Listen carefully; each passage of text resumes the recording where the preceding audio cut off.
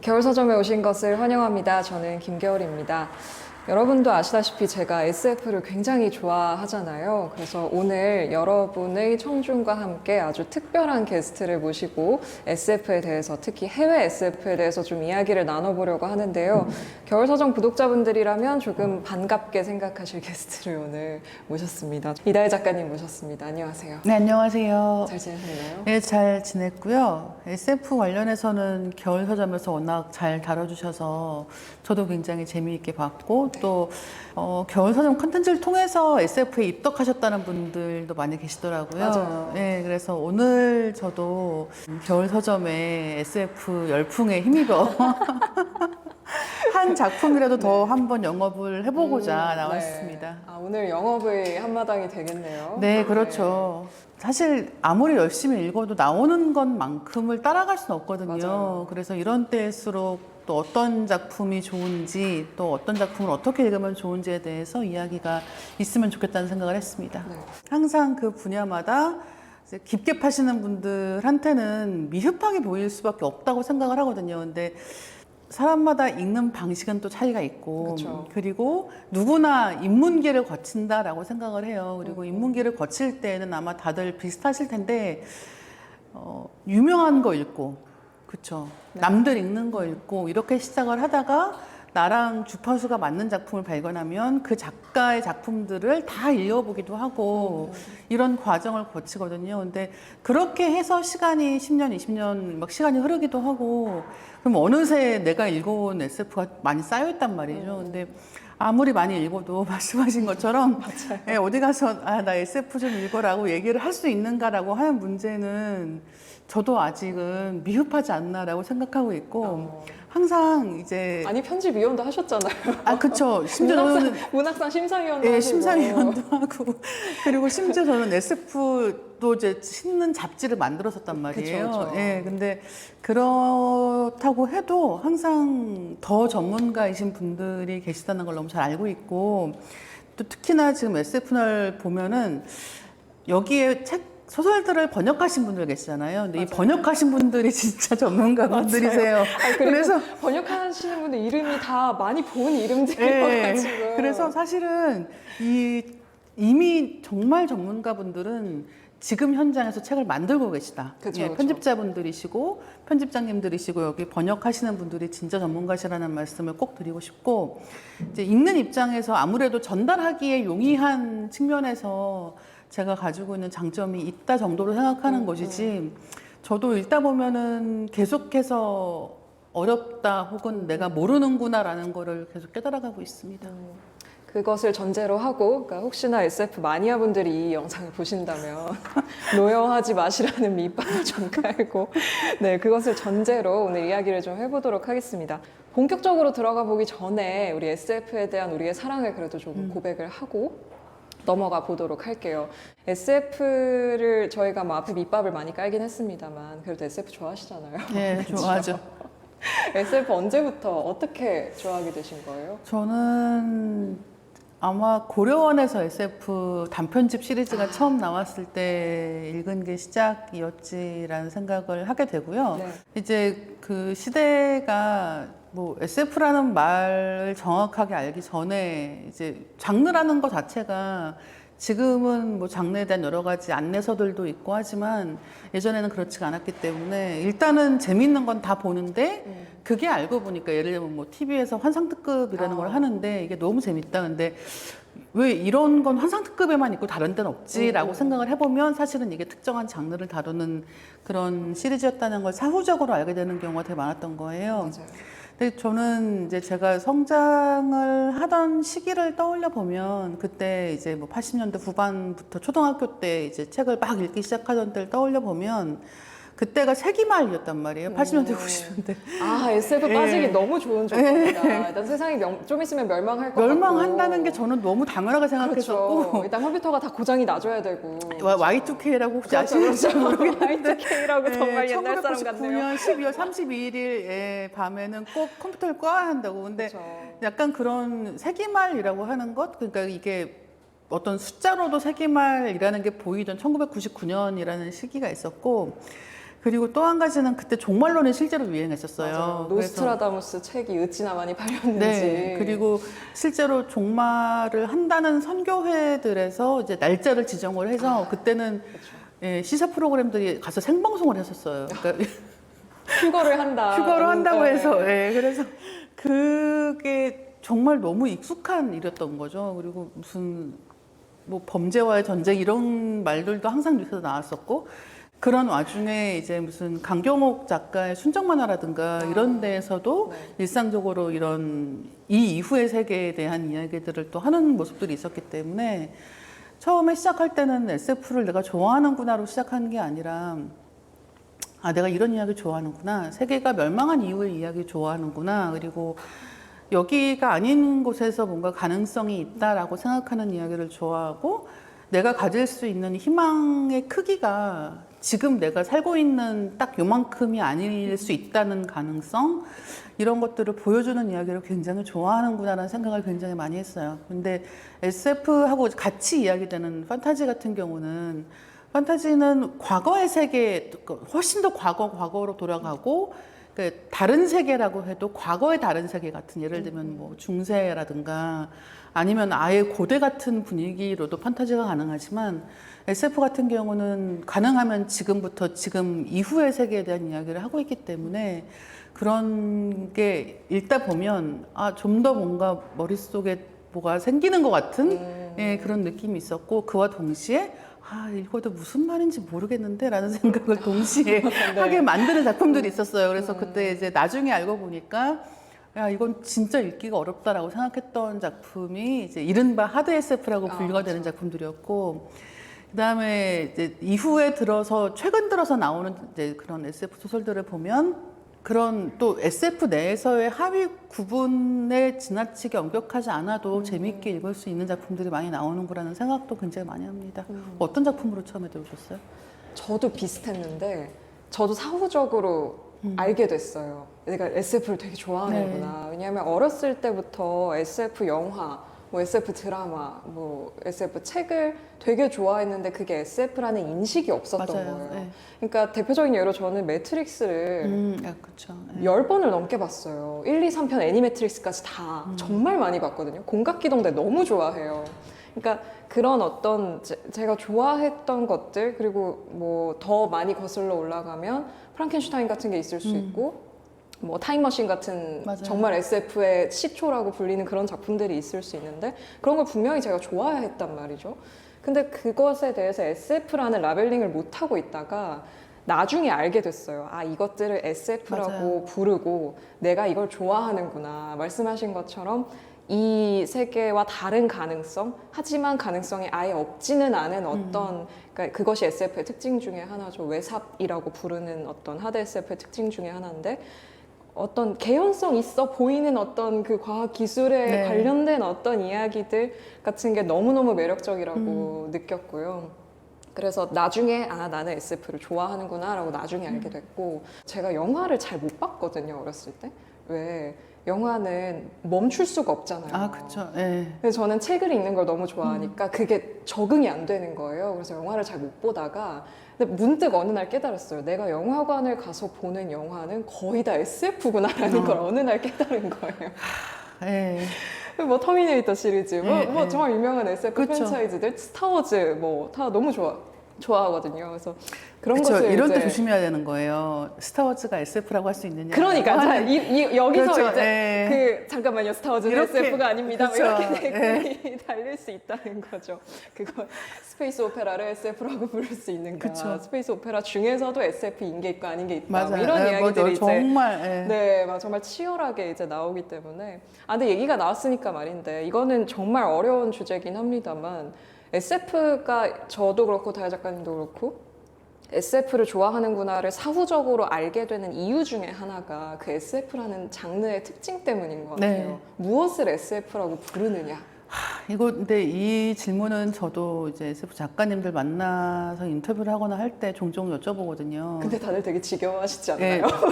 정말 당신은 지금 이 질문을 하는 5,896명째 사람이고 왜 이런 초보적인 것부터 이야기를 해야 하느냐라고 하시지만 사실은 그렇다고 또 명확하게 말씀해 주시지도 않아요. 맞아요. 예.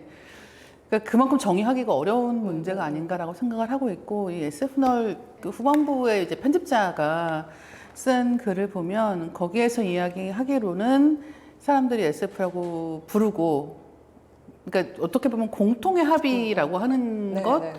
그러니까 SF를 읽고 쓰는 사람들이 SF라고 부르는 게 SF라는 식으로 이제 네, 네. 정의를 하고 있거든요. 이게 그쵸. 50년대에 이미 있던 정의라고 하는데, 근데 그런 얘기인즉슨, 그러니까 사실 근데 거의 모든 장르가 다 마찬가지라고 생각은 하는데, 맨 처음에 그 장르에 이름을 붙일 때는 굉장히 협소한 방식으로 그 장르의 정의가 시작이 되는데, 작품들이 늘어나고 이 장르 자체의 외연이 넓어질수록 결국은 그거는 안 되는 거예요. 맞아요. 그 최초의 정의에는 부합하지 않는 것들이 드러나기 때문에 뭐 법칙을 몇 개 만들려면 그 법칙을 깨면은 그 작품이 아닌 것인가? 그런 거 아니거든요. 그쵸, 그쵸. 이제 영화 중에서 그래비티라는 영화가 있지 않습니까? 근데 그래비티가 우주에서 벌어지는 일을 그리고 있습니다만 그게 SF라고 부를 수 있는가? 이제 그런 게 있는 거예요. 그러면 산재 영화가 아니냐. 예, 그렇죠. 그렇죠. 바로 그겁니다. SF라기보다는 SF, 노동재 영화가 예. 아니냐는. 그리고 충분히 가능한 그렇죠. 이야기를 그리는, 이미 지금도 그쵸. 가능한 이야기를 그쵸, 그리는. 그쵸. 예, 그러니까 예를 들면 지금 어떤 사이코패스에 대한 이야기가 실제 존재하지 않는 사이코패스에 대한 이야기라고 하더라도 이게 충분히 개연성이 있고 있을 법한 일이고 현실에 있다고 한다면 그걸 아무도 SF라고 생각하진 않겠죠. 근데 단순히 그게 우주에 가 있다고 해서 SF가 될 수 있느냐라는 거예요. 예, 그러니까 이를테면 이제 이런 식으로 사람들이 생각하기에는 우주 배경이면 SF 아니야? 뭐 아니면 뭐 이렇게 매트릭스 같이 뭐 뭔가 다른 멀티버스 이런 게 뭔가 메가버스 이런 세계에서 다 그런 거는 SF라고 분류해야 되는 거 아닌가라고 생각하고 있지만 문제는 현실 자체도 외연이 넓어지고 있는 거예요. 그러니까 이제 그거를 협소하게 계속 이것은 SF인가 아닌가에서 범주를 계속 축소하려고 하는 게 아니라 결국은 범주를 넓혀가는 과정에 있다고 보이고, 그래서 저도 이제 이 SF널에 등장하는, 여기서 인용한 사람들이 SF라고 부르는, 그것을 SF라고 부르는 정말 모호하기 짝이 없는 이런 정의에 기댈 수밖에 없지 않나라는 생각을 좀 하고 있습니다. 맞아요. 그런 외연이 넓어지고 이 경계가 희미한 것 자체가 SF의 특성이다라고 이제 이야기를 하고 있기도 하고, 이런 SF의 특성을 설명하기 위해서 정말 많은 다양한 시도들이 있어 왔잖아요. 뭐 예를 들어서 어떤 실천 공동체, 그러니까 SF를 쓰고 읽는 사람들을 주체에 놓는 식의 정의도 있고, 아니면 정말 이렇게 협소하고 정말 어떤 보수적으로 접근하는 그런 방식도 있는데, 사실 무엇을 SF라고 부르느냐는 모든 작가들이 이제는 좀 지겨워하기도 하고, 그만큼 어렵거나 혹은 논쟁적이거나 혹은 계속 구성되어 가는 어떤 정의의 주제라는 생각이 들어요. 그래서 좀 SF를 읽을 때는 열린 마음으로 약간 읽는 게 중요하지 않나라는 생각을 하게 됩니다. 아, 내가 SF 팬이다 라고 생각을 하게 만든 어떤 작품 같은 게 있었나요? 예, 저는 시간여행물 진짜 좋아하거든요. 너무 좋죠. 예, 시간여행물 같은 경우는 아마 지금 웹소설에 등장하는 그런 각종 환생과 이런 이야기의 어떤 원형이죠. 예, 원형이라고 네. 저는 생각합니다. SF에서는 너무나 익숙한 네. 이야기지만, 그래서 제가 좋아하는, 그러니까 아까 얘기했던 고려원에서 나왔던 SF 그 단편집에 등장했던 작품 중에서 코니 윌리스의 화재감시원이라는 단편이 있거든요. 제가 그 작품을 정말 좋아하고, 당시에 이제 그 단편집에 실리고 이게 절판이 돼서 저한테 책이 없었거든요. 그래서 친구한테 다시 빌려서 읽은 다음에 이 책을 주지 않고 이 친구와는 관계를 끝낼까라는 생각을 잠시 할 정도로 정말 책을 너무 위해서 예, 관계를 책을 위해서 희생한다. 그 친구랑 굳이 그렇게 친하게 지내야 할까라는 생각을 잠시 할 정도로. 근데 사실은 네. 아시겠지만 그 책을 가지고 있는 사람들은 정말 엄청나게 SF 좋아하는 사람들이었고 다 모으는 상황이기 맞아요. 때문에 절대 그렇게 할 수가 없었거든요. 근데 어쨌든 다행히도 네. 이제 그 화재감시원 같은 경우도 지금 다른 단편집으로 다시 재출간이 됐기 때문에 그런 식의 범죄 욕구를 느끼실 필요는 없지만, 어쨌든 그때 이제 그 작품을 읽으면서 약간 저는 이제 되게 좋아하는 작품 읽으면 그 떠내려가는 기분 같은 거 든다고 얘기하거든요. 네. 그러니까 약간 그 작품에 등장하는 그런 배경이라든가 저는 전쟁 이야기도 굉장히 좋아하기 때문에 이제 그 작품이 가지고 있는 전쟁에 대한 이야기, 그 다음에 실제 존재하는 역사가 어떻게 SF랑 같이 맞물릴 수 있는가 같은 것들도 생각을 하게 됐고, 특히나 이 SF라고 하면은 뭔가 사실 지금도 이렇게 과학적이라고 하는데 굉장히 방점이 찍혀 있지만 그 상상력을 잘 이용하고 그런 SF적인 글쓰기라고 하는 것이 추구하는 바가 과학을 구현하는 것도 분명히 한 가지가 있겠지만 결국은 소설로서 사람들의 마음을 움직인다는 게 어떤 것인가에 대해서 생각을 진짜 많이 해보게 된 작품이어서 저는 화재감시원과 그 작품과 관련되어 있는 이제 시간여행 작품들이 있거든요. 그래서 저는 걔는 말할 것도 없고라는 작품도 굉장히 좋아하는데 이제 그런 시리즈들을 굉장히 좋아한 게 저한테는 되게 중요한 어떤 계기가 됐던 것 같아요. 저도 그 사후적으로 구성하는 데 있어서 굉장히 중요했던 작품이 있는데 그 테드창인데요. 문제는 테드창 그 내 인생의 이야기 책 있잖아요. 절판된 버전, 옛날 버전. 그거 저 아는 분이 빌려주셔서 행복한 책 읽기. 네, 저 갖고 있는 아직 못 돌려드렸어요. 그게 2년 전인데. 댓글 달아주세요, 댓글. 3년인가 4년, 한 3, 4년 전인, 너무 죄송해요. 근데 제가 한번 이렇게 생각날 때마다 1년에 한 번 정도 말씀드리거든요. 네. 제가 꼭 돌려드리겠습니다. 근데 이제 못 돌려드릴 것 같아요. 너무 제가 오래 갖고 있어서. 아, 나는 SF를 되게 좋아해. 라는 어떤 그게 확 와닿고. 근데 테드창은 좀 그런 거 있죠. 읽고 있으면 약간 또. 황홀해지는 네. 그 느낌. 그리고 그게 너무 저한테 세게 왔던 이유 중에 하나는 제가 보레스를 너무 좋아하기 때문에. 그렇죠. 바로 그겁니다. 네. 사실 여기 있는 작품 중에도 그런 생각하게 그렇죠. 만드는 작품이 네, 있죠. 그래서 제가 하나 골라온 작품이 또 있기도 한데 제가 보레스도 사실 어떻게 보면 SF적 요소들이 되게 많은 네, 작가잖아요. 네. 이 소설 SF라고 부르느냐 마느냐는 뭐 논쟁이 있을 수 있지만 그런 요소들이 분명히 있는 그런 작가고 이제 보레스를 너무 좋아하는 상태에서 테드 창을 읽고 아, 나는 이런 소설 그리고 이런 SF를 좋아하는구나. SF 전체를 다 좋아하지만 특히나 이런 것들을 내가 되게 좋아하는구나라는 걸 좀 깨달았죠. 이제 SF가 잘하는 것 중에 하나가 개념을 가지고 이야기하는 거거든요. 네.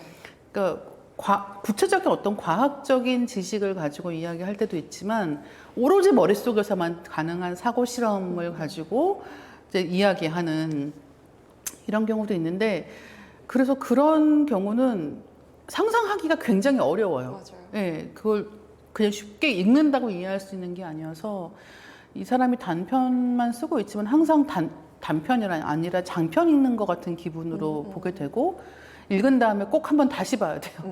내가 뭘 봤는지 잘 모르겠어가지고 맞아요. 다시 봐야 되고 근데 그 읽는 순간 이렇게 어느 때 딱 이렇게 눈앞이 확 열리는 것 같은 느낌이 있어서 자, 그러면 본격적으로 SF널 시리즈의 작품들에 대해서 이야기를 좀 해보도록 하겠습니다. 이 SF널은 총 2권으로 이제 구성이 되어 있어요. 이렇게 2권인데 총 27명의 작가가 쓴 27편의 작품으로 이제 구성이 되어 있고요. 1권 같은 경우에는 조금은 더 소프트하달까요? 조금 더 입문하기 좋은 작품들이 더 많이 수록이 되어 있고 볼륨 2 같은 경우에는 약간 더 이제 이 장르에 익숙하신 분들이 조금 더 즐기실 수 있을 법한 작품으로 이제 구성이 되어 있습니다. 이 여러 편의 작품 중에서 저희가 각자 좀 작품을 골라봤어요. 총 4편을 골랐는데요. 4편을 고르기에 조금 아쉬운 네 진짜 이 제가 여기 막 이어져 붙여왔잖아요. 이 노란색이 다혜 작가님이 고르신 작품이고 주황색이 제가 고르고 싶었던 작품과 고른 작품들인데 이게 4편을 고르기에는 조금 아쉬움이 컸다. 재미있는 작품들이 굉장히 많았어요. 맞아요. 네. SF 입문할 때 저도 단편집으로 시작을 했는데 단편들이 저는 정말 좋은 SF 단편들은 정말 좋은 작품들 많거든요. 그리고 아마 많은 작가님들이 얘기를 하다 보면 단편을 이제 쓰면서 단편 중에서 이제 장편으로 끄집어낼 만한 것들의 실마리를 얻는 것도 단편 창작을 통해서라고 말씀하시는 것도 많이 봤는데요. SF 단편들 중에서 특히 지금 여기 SF 표지에 보면 이 올해의 베스트라는 문구가 있단 말이에요. 그쵸, 그쵸. 그러니까 그 해에 이제 그 SF 작품들 중에서 뭐 상을 받았거나 그다음에 최종심에 올랐거나 꼭 같이 언급했으면 좋겠다라고 생각하는 작품들을 묶은 거기 때문에 일단은 지금 뭐 2020년 시점에서 지금 중요한 혹은 요즘 SF는 이런 이야기들 하고 있구나라는 트렌드를 보시고 싶으시면 저는 정말 좋은 책이라고 생각을 했고, 그러니까 물론 어떤 것에서 시작하셔도 아까 얘기했던 무슨 정말 필립 K.딕 작품들 전집 있거든요. 무슨 로버트 하인라이너. 예, 저 하이라인도 좋아했었기 때문에 네. 그냥 그런 거 읽으시면서 시작하셔도 정말 문제가 하나도 없다. 근데 맞아요. 문제는 이제 지금 이야기라고 하는 걸 강조하는 이유는 뭐냐면 똑같이 포스트 아포칼립스를 그린다고 해도 그리는 방식에서 그렇죠. 차이가 있다는 생각을 진짜 많이 해요. 그리고 지금은 우리가 반쯤은 그러니까 과거에 생각한 미래에 살고 있잖아요. 그러니까 손바닥만한 기계를 들고 다니면서 실시간으로 전 세계랑 통화를 할 수 있는 세계가 되었고, 게다가 내가 아닌 다른 아바타 같은 것들을 이용해서 뭘 한다는 게 이제 더 이상 상상의 여경에 있는 시대가 아니기 때문에 겪으면서 알게 되는 것들, 그러니까 인터넷에서 뭐 한국에서의 악플러 이렇게 표현하지만 영어로는 트롤이라고 하는 어떻게 인터넷 상에서의 문제들을 만들어내고 혹은 문제가 아니었던 것도 문제처럼 만들어 가는가라는 문제들은 사실은 SF가 아니라 이미 겪고 있는 부분에 더해서 이게 더 확장됐을 때 무슨 일이 벌어질까 이런 것들은 지금 쓰이는 작품들이 굉장히 잘 캐치하는 부분들이 분명히 있다고 생각하거든요. 그래서 지금 작가들이 어떤 얘기 하고 싶어 하는가, 그리고 다른 말로 하면 요즘 독자들이 어떤 거 읽고 싶어 하는가를 굉장히 예민하게 캐치하고 있는 책이라고 생각을 하고 있습니다. 맞아요. 그리고 굉장히 유명한 작가들도 많이 수록이 되어 있어요. 뭐 제가 좋아하는 테드 창의 여편부터 시작해서 뭐 아까 잠깐 나왔던 그렉 이건도 있고 제미신 같은 좀 큰 이름들도 있는가 하면 신인들 작품도 되게 많아요. 네. 그렇죠? 신인들 작품 같은 경우에는 2편에 조금 더 수록이 많이 되어 있는데 좀 우리나라에 아직 번역되지 않은 그런 새로운 이름들도 만나볼 수 있어서 그리고 이제 앞에 그 작가마다 작가 소개가 이렇게 붙어 있는데 작가 소개 재밌는 거 많아요. 네, 맞아요. 네, 그래서 맞아요. 작가 소개 이렇게 읽어보면 다들 이력도 정말 다양하시고 되게 각자가 있는 그 상황 같은 게 좀 재밌게 그려지는 부분들이 있어서 그런 작가들의 이제 이야기와 함께 이 소설을 읽는 것도 굉장한 재미였다라고 저는 느꼈습니다. 각자가 좀 이 책에서 말씀드리고 싶은 작품들을 골라왔는데 저는 사실 달 작가님이 고르신 거 보고 거기에 이제 겹치지 않게 다른 작품들 좀 주제를 맞춰서 골라와 봤거든요.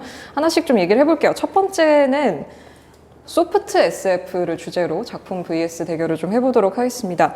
첫 번째로 고르신 이 소프트 SF 작품이 바로 이 1권의 첫 번째. 네, 바로 이 작품은 아마도 이제 여기도 많은 것들이 몰락하거나 멸망한 미래의 세계인 것으로 보이는데 여기에서 전쟁이 한창 벌어지고 있습니다. 그리고 이 상황에서는 이제 이 가장 절박한 순간이 되었을 때 아마도 타겟책으로 제시되고 있는 것이 종교 집단에서 뽑혀온 한 아이의 심장을 대통령이 가르는 어떤 의식을 하게 되어 있는 거예요. 근데 이것은 아마도 이제 생각해 보시면 옛날에 뭐 마야라든가 뭐 이런 잉카 이런 데 문명사 같은 것들을 보시면 종종 등장하는 이야기인 거죠. 근데 이제 그 핵심은 뭐냐면 그냥 재물을 바친다가 끝이 아니라 대통령이 직접 칼을 들고 심장을 갈라야 되는 문제가 있는 거예요. 그리고 이게 굉장히 원시적인 것처럼 보이지만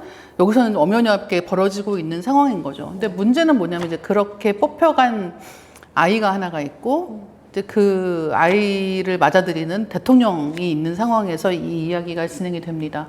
두 사람이 중심에 있지만 역시 주인공을 한 명 꼽으라고 한다면 이 한 10살 남짓한 아이의 입장에서 이야기가 진행이 되고 주인공은 시를 쓰고 있어요. 그래서 시를 쓰는데 자기가 지금 보고 있는 세계에 굉장히 폭력적인 현실이 점점 더 올라갈수록 어떻게 보면 자기가 생각하고 있는 그러니까 시로만 표현할 수 있는 무언가가 있다고 믿는 사람인 거예요. 근데 문제는 뭐냐면 이제 대통령이 보게 된 거죠. 자기가 죽여야 될 아이이기 때문에 사실 그 아이랑 정서적인 교감을 하는 건 오히려 위험할 수 있습니다. 근데 그런 위험을 무릅쓰고 사실 이 사람도 되게 인간적인 사람인 거죠. 그래서 아이를 알아가고 싶어 하고 시를 쓴다는 거를 알게 되고 시를 보고는 이 시를 사람들한테 알리고 싶다라는 생각을 하게 되는 거예요. 근데 시가 알려지고 사람들이 막 주목을 할수록 정작 이 아이는 그 자기가 내보낸 언어들로부터 소외되는 것 같은 기묘한 경험을 하게 됩니다. 그리고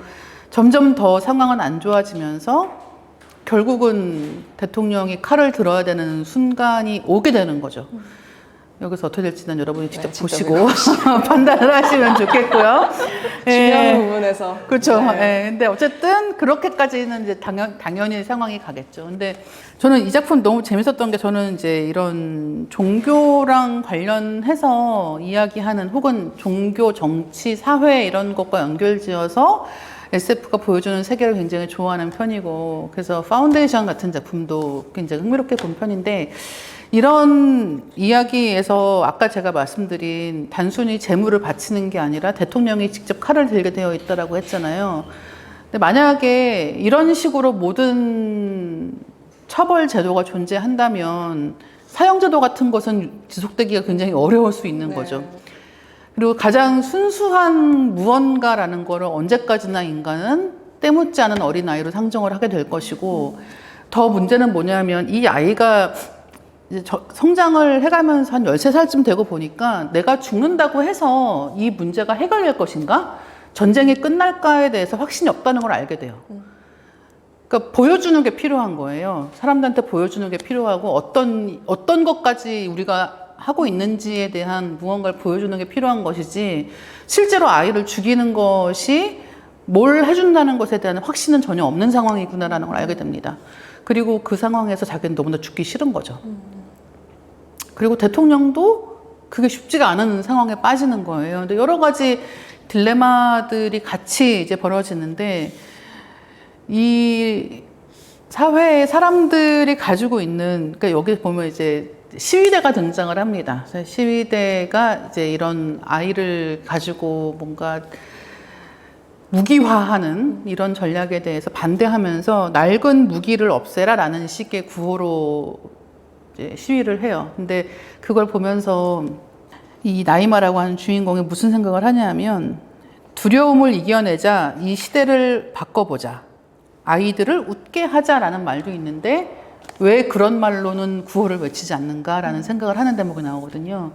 이런 것들은 사실은 완전히 현실 반영적인 거죠. 그렇죠. 이게 굳이 지구가 멸망하거나 아니면 완전히 폐허가 된 이후의 세계에서만 등장할 수 있는 문제가 아니라 지금도 똑같이 얘기할 수 있는 문제들이고 마치 세계의 구원이 어린아이에게 있는 것처럼 이야기하지만 정작 어린아이에 대한 것은 아무것도 존재하지 않는 세상에서 그 아이의 어떤 부분, 여기서 이제 시가 등장하는 건데 가장 이상화된 부분들은 굉장히 축해 올려지고 그럼에도 불구하고 이 아이는 죽을 운명에서 벗어날 수가 없고 이런 여러 가지 복잡한 이야기들을 굉장히 단순하게 그냥 쭉 이야기를 따라가다 보면은 그냥 이런 사람들이 어딘가에 존재할 수도 있겠구나라는 생각이 들게 잘 그려냈기 때문에 저는 이 작품을 굉장히 좋아하고요. 마지막까지 읽으신 다음에 아마 그럼 이 다음에 어떻게 될까에 대해서도 생각대로 많이 갈릴 수밖에 없는 작품인 것 같아요. 그리고 이제 이런 작품들의 특징 중에 하나는 이거를 우리는 구경꾼으로 보잖아요. 근데 만약에 내가 대통령의 입장이라면 어떻게 할 것인가? 그렇죠. 그다음에 내가 이 아이의 입장이라면 어떻게 할 것인가?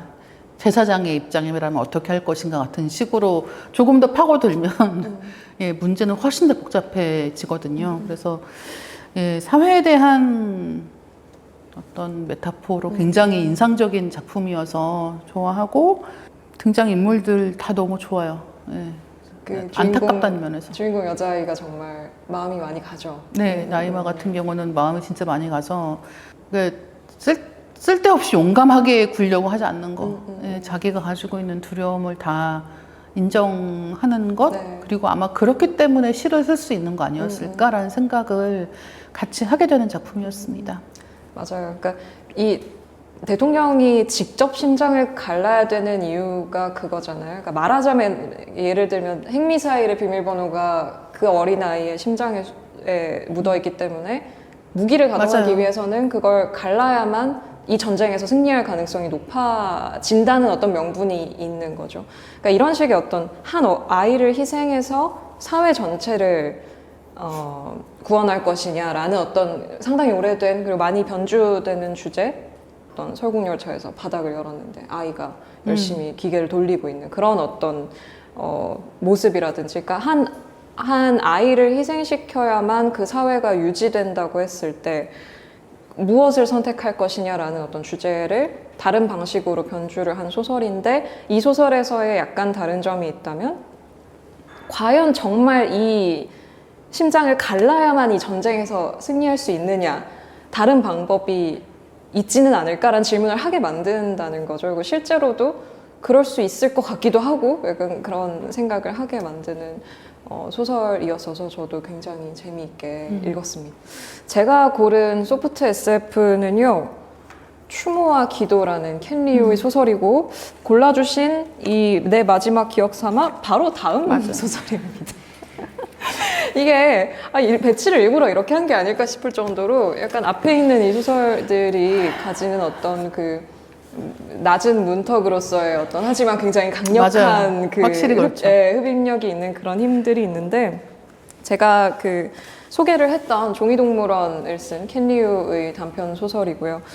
이 추모와 기도는 로커스상 최종 후보작에도 올랐다고 여기 쓰여 있는데, 사실 켄 리우는 지금 뭐 워낙 지금의 SF에서 중요한 인물이고, 켄 리우 본인이 뭐 여러 SF 문학상의 심사위원을 하기도 하고, 그 켄 리우의 이제 새 작품이라는 점에서 되게 기대를 하면서 읽었었는데 재밌게 읽었고요. 이 소설은 이제 어떻게 보면 우리가 지금 사는 세계와 굉장히 거의 비슷하다고 할 수 있는, 어떻게 보면 향후 한 5년?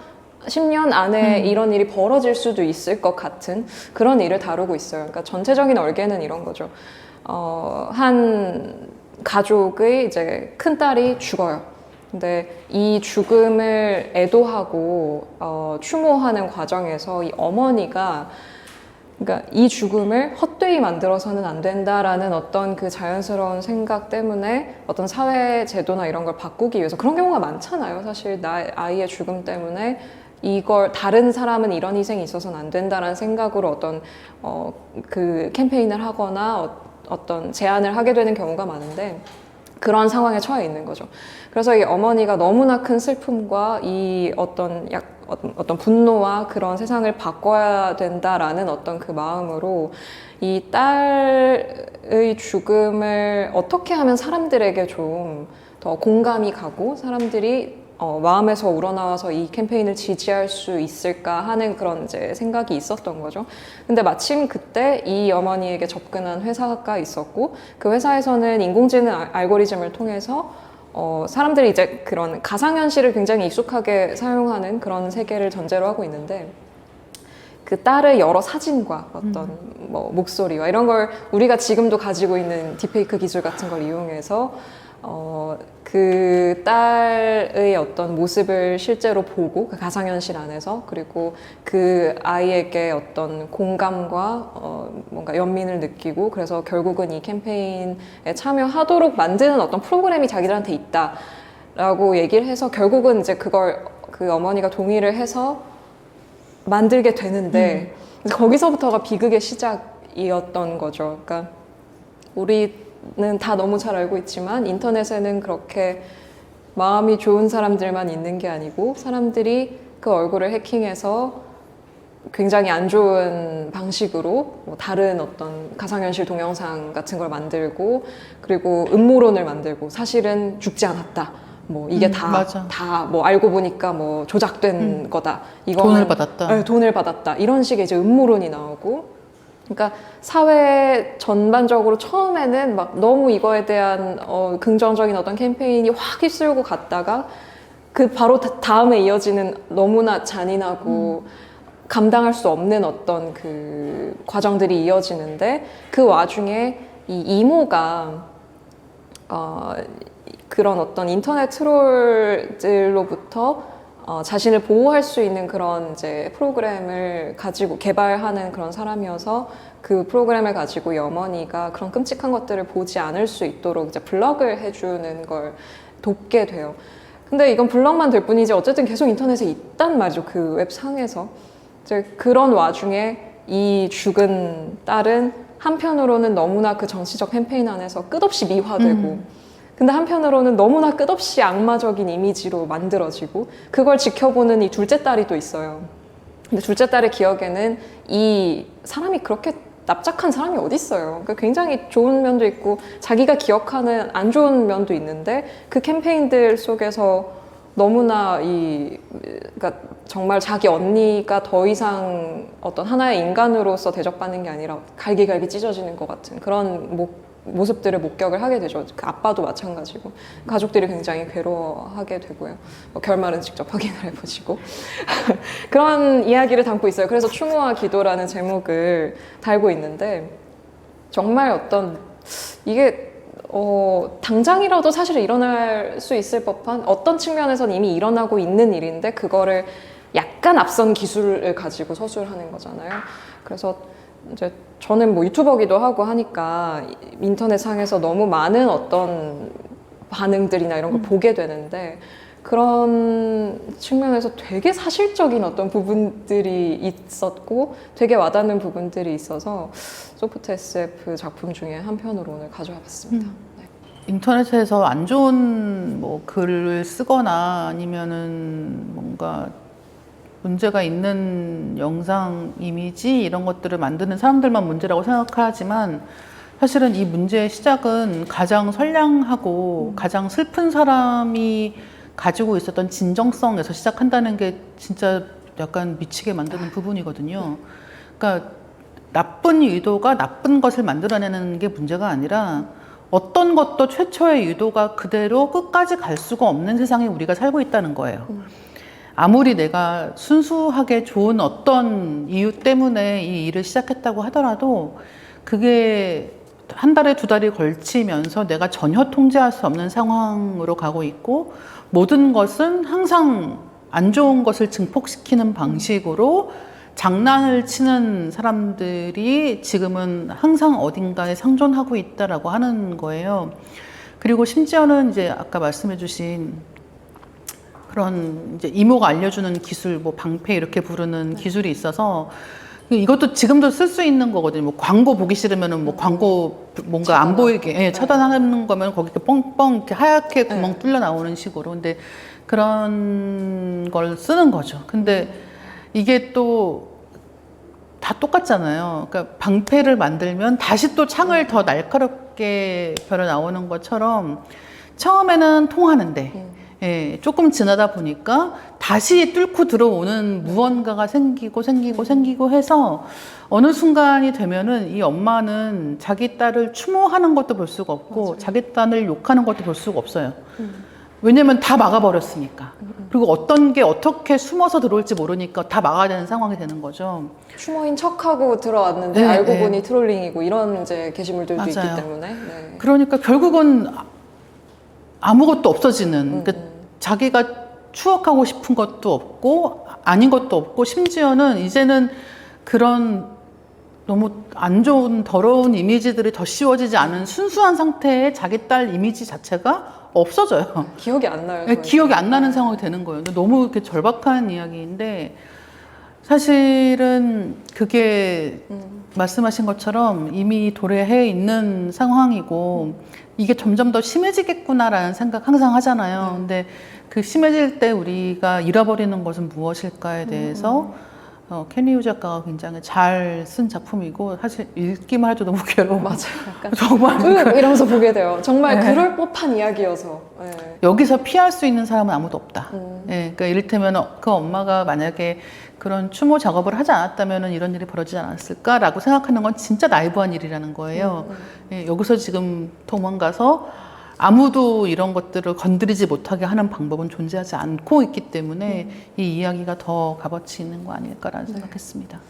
그 인터넷 트롤을 다루는 다른 소설들도 이제 여기 수록이 맞아. 되어 있잖아요. 그 중에 하나가 좀 재밌다고 생각했던 게 그게 일본에 있나 이거나 있나? 직접 칼을 들고 싸우는 그 소설 있죠. 그게 지금 얘기하다가 갑자기 생각이 나가지고 저는 다른 거 생각했는데요. 이게 몇 편이 있어요. 여기에. 예, 몇 편이 있어요. 네. 저는 디페이크 여자친구 만들었더니 맞아, 부모님이 나 결혼하는 줄 알더라? 저 이 28세 소설 남. 너무 정말. 진짜 소설 제목이 이거예요. 딥페이크 여자친구 만들었더니 부모님이 나 결혼하는 줄 알더라. 괄호치고 28세 남 괄호 닫고. 이게 소설 제목이에요, 실제로. 그래서 정말 근데 이거 내용도 진짜 약간 인터넷 썰 같잖아요. 썰같이 썼죠, 심지어. 예, 심지어. 예, 심지어 그거 써가지고. 약간 레딧 글처럼 썼죠. 예, 예. 네. 그래가지고 대체 뭐야? 사실 이거 한국식으로 하면 네이트판 사연이잖아요. 맞아. 실제로 그런 소설 중에 달아준 댓글 다 잘 읽었어. 네, 뭐 이런 거 막 네. 이렇게 맞아, 내용 맞아. 중에 있고. 진짜 그게 되게 웃기는 이야기인데, 그러니까 같이 읽어보시면, 그러니까 우리가 똑같은 인터넷 공간에서, 그러니까 예를 들면 뭐 유튜브 마찬가지고 트위터 마찬가지고 같은 공간에서 어떤 날은 되게 위로받고 어떤 날은 막 정말 너무 상처받아서 정말 잠도 못 잘 정도로 어려움을 겪기도 하잖아요. 그러니까 같은 일이 다 벌어지는 거예요. 그리고 이 딥페이크 여자친구 만든 얘기는 정말 한번 보셔야 돼요. 웃기기도 되게 웃긴데 웃기기도 너무 웃기고 너무 그럴듯한 얘기고 그리고 정말 앞으로도 참 넌 살기가 힘들겠다라는 생각을 좀 많이 했는데 그 어쨌든 말씀드릴 수 없지만 마지막 결말도 참 한숨 나오는. 예. 근데 그거 자체가 다 그린 것처럼 딱 맞아 떨어지는 그런 이야기여서 정말 캐니오식의 다 끝났어 막 이렇게 생각하다가 갑자기 정말 황당무계한 쪽으로 가는 이야기죠. 맞아요. 되게 웃으면서 막 볼 수 있는 그런 진짜. 인터넷 썰 같은 소설이고 제가 생각했던 거는 이 인드라 프라미트 다스라는 작가의 맞아. 칼리 언더바 NA라는 이 굉장히 특이하다고 볼 수 있는 소설인데 이 소설은 좀 재밌는 점이 그 칼리 나가 제목일 거예요. 네네네. 이 소설은 그 방금 말씀드린 인터넷 트롤에 대한 소재와 종교라는 소재 그리고 맞아. AI라는 소재가 결합되어 있어서 그러니까 신을 AI로 구현해 놓은 맞아. 어떤 그 가상 세계 안에서 실제로 인터넷 트롤들과 정말 무기로 싸우는 그런 이야기를 다루고 있거든요. 굉장히 재미있게 읽은 요 소설이어서 같이 읽어보시면 또 좀 재미가 있지 않을까 생각을 합니다. 그래서 왜 아까 저희 처음에 얘기할 때 이 SF날에 수록된 게 오늘의 그러니까 지금 한참 읽히고 쓰이는 SF들을 총망라했다고 말씀드렸는데 그런 게 바로 이런 지점이에요. 네, 그러니까 똑같은 거라고 해서 예를 들면 이제 이 장르 쪽에서 작품들을 읽다 보면 뭐 어떤 소재 그러면 이거 딴 작가가 한 거 아니야? 아니 딥페이크 얘기 누가 쓰지 않았어? 추모 얘기 누가 쓰지 않았어? 그렇게 어떤 파편적으로 어떤 소재만 가지고 비슷한 이야기일 것이다라고 상상하시는 거는 정말 이 장르를 전혀 즐길 수 없게 만드는 것 중에 하나고 같은 실마리를 가지고도 완전히 다른 이야기가 나온다. 그래서 어떤 거는 유머가 되는 것이고 어떤 것은 정말 처참한 비극적인 드라마가 되는 것이기 때문에 그냥 골고루 읽어보시면서 이런 이슈가 이렇게 다른 이야기로도 발전할 수 있구나라는 걸 보시면 좋을 것 같아요. 네. 자, 그럼 다음 VS로 넘어가 보겠습니다. 다음 VS는 하드 SF를 가지고 좀 골라봤는데요. 자, 고르신 하드 SF 어떤 작품이죠? 사이클롭테라스. 네, 피터 하츠의 사이클롭 테라스라는 소설입니다. 저 이 작품 엄청 좋아하는데 일단은 우리가 우주로 가는 SF들을 많이 생각하잖아요. 이 작품은 바닷속으로 갑니다. 그렇습니다. 그래서 이제 바닷속으로 가는 작품이고 읽다 보면 저는 이거 약간 하드보일드 같은 느낌도 좀 있었거든요. 맞아요. 그게 너무 좋아요. 하드보일드 추리소설 약간 그런 느낌이 그런 느낌이어서 와 이렇게 심야에 오징어가 나오는데 그 오징어가 생물을 오징어라기보다는 로봇 같은 느낌이고 거기에 더해서 이게 하드보일드 같다고 이게 다 있어요. 단편인데도 불구하고 그걸 전부 다 갖추고 있는 작품이고 이 쓰신 분이 전직 해양생물학자셔가지고 이제 그게 조금 더 이제 작품 속에 살아있는 게 아닌가. 왜 저희가 얘기한 것 중에 이 이력이나 작가의 설명 되게 재밌다고 했잖아요. 이 작품이 진짜 그 재밌는 거 절정인데 맞아요. 피터 와츠는 전직 해양생물학자이자 괴사성 근만염 생존자이고 범죄자로서 범죄자로서라고 써 있어요. 범죄자로서. 그가 쓴 소설들은 우주 뱀파이어에 병적으로 집착하기는 하지만 철학부터 신경정신의학에 이르는 다양한 대학 과정에서 필수 도서로 지정됐다라고 되어 있습니다. 뒷부분도 너무 좋지 않아요, 이거? 그는 토론토에서 판타지 소설 작가인 케이틀린 스윗과 고양이 4마리, 복싱 좋아하는 토끼 1마리, 스쿨 버스만한 크기의 플레코스토무스 1마리, 그리고 매년 여름이 되면 포치에 나와 있는 그의 바짓가랑이를 붙들며 건조 게사료를 달라고 조르는 사나운 라쿤들 한 무리와 함께 살고 있다. 그는 지금껏 만났던 대부분의 인간보다 그들을 훨씬 좋아한다. 이렇게 써 있습니다. 네. 대부분의 인간들의 아내가 들어갈까요? 그게 잘 모르겠네요. 네. 소설 네. 줄거리를 좀 설명해 주시죠. 네, 이거 사실 줄거리 요약하는 게 좀 어려워요. 맞아요. 대체로 하드 SF의 특징이라고 저는 생각하고 맞아요. 있는데 이 갤릭이라는 사람이 뭔가 잠수정 같은 것을 타고 바닷속으로 들어갑니다. 그리고 거기서 다른 잠수정을 만나서 이제 두 사람이 같이 점점 더 바닷속으로 내려가는 탐험을 하고 있어요. 근데 여기에서 두 사람 사이에 어떤 갈등이 있는지가 굉장히 어렴풋하게 드러나는데 아마도 이제 지금 여기는 바닷속이지만 게다가 심해로 들어가는 상황이지만 아마 저 위쪽 세상에서는 여러 가지 문제가 발생을 하여 거의 멸망에 가까운, 그리고 그 멸망이라고 하는 것에 우리가 지금 상상할 수 있는 가장 구체적인 형태인 그런 환경 문제로 인해서 굉장히 괴멸적인 상황에 처해 있는 것으로 보입니다. 그리고 거기서 이제 이 점점 심해로 내려가는 과정에 있는데 이 작품의 진짜 재미있는 포인트는 이 처음에 시작할 때 갤릭이라고 하는 사람이 먼저 등장을 해서 이 이야기를 끌고 가요. 그리고 이 사람이 만나게 되는 다른 그 인물이 있는데 모레노라고 하는 사람이 또 같이 이 배가 아니라 잠수정을 타고 있습니다. 그러면 우리는 보통 이 이야기를 갤릭이라고 하는 사람 입장에서 같이 따라간단 말이에요. 그러니까 갤릭이 어떤 다른 사람을 만나서 점점 심해로 내려가고 있고 지금 지상은 어떤 상황이구나라는 식으로 이 이야기를 판단하게 되는데 이야기가 이제 후반부에 가면은 완전히 뒤바뀌어요. 그렇죠. 네, 그게 사실 진짜 재밌는 포인트고 처음에는 이걸 읽고 있으면 그냥 무슨 얘기인가, 대체 이거 무슨 얘기 하려고 이렇게 흘러가는 건가 싶을 정도로 그냥 계속 바닷속으로 내려가고 있고 기술적인 문제들에 대해서만 얘기를 해요. 그게 그렇게까지 흥미롭지는 않습니다.